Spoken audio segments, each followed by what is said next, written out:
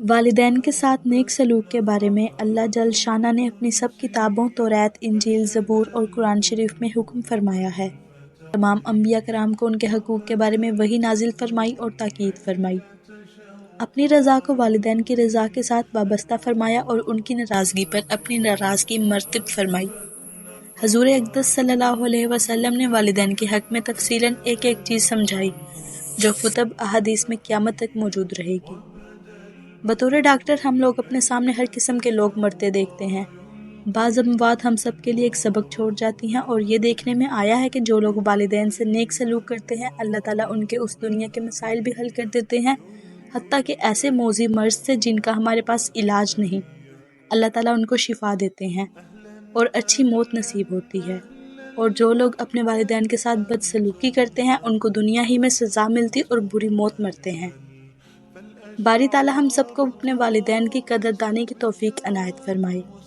والدین کے ساتھ حسن سلوک کرنے اور اس کے انجام کے چند مشاہدات جو حقیقت پر مبنی ہیں پیش خدمت ہیں۔ ماں کی دعا۔ میں جب فرنٹ پروفیشنل MBBS کا امتحان دے رہا تھا تو بخار چڑھ گیا۔ بخار کے ساتھ اٹانومی کا پرچہ دیا جس میں 6 سے 1 سوال بالکل غلط ہو گیا۔ جب گھر واپس آیا تو والدہ صاحبہ نے پرچے کے متعلق دریافت فرمایا تو میں نے بتایا کہ بخار کی وجہ سے میرا ایک سوال بالکل غلط ہو گیا ہے۔ میری والدہ صاحبہ نے یقین سے فرمایا کہ میں دعا کروں گی غلط سوال بھی انشاءاللہ ٹھیک ہو جائے گا۔ جب میرا نتیجہ نکلا تو میں اپنی کلاس میں اول نمبر پہ آیا اور مجھے اول آنے کی وجہ سے تمغہ بھی ملا۔ ماں کی دعا کا اثر ایسا ہوا کہ غلط سوال کے نمبر بھی پورے ملے اور کلاس میں اول پوزیشن رہی۔ ایک پروفیسر صاحب کی حسن خاتمہ پر موت۔ ایک پروفیسر صاحب کو دل کا دورہ پڑا۔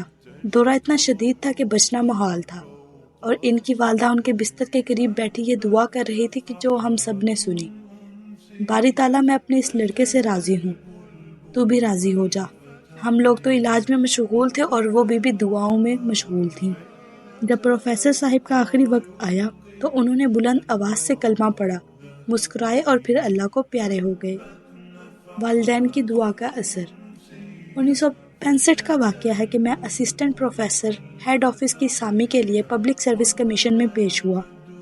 اللہ تعالیٰ کی مہربانی اور والدین کی دعاؤں کی وجہ سے مغربی پاکستان میں اول نمبر پر رہا، مگر مجھے چند وجوہات کی بنا پر نوکری نہ دی گئی۔ چنانچہ مجھے سعودی عرب جانا پڑا، جس کا میرے والدین کو بہت صدمہ ہوا۔ انہوں نے رات دن میری واپسی اور ایسی ہی اسامی پر چناؤ کے لیے دعائیں کی۔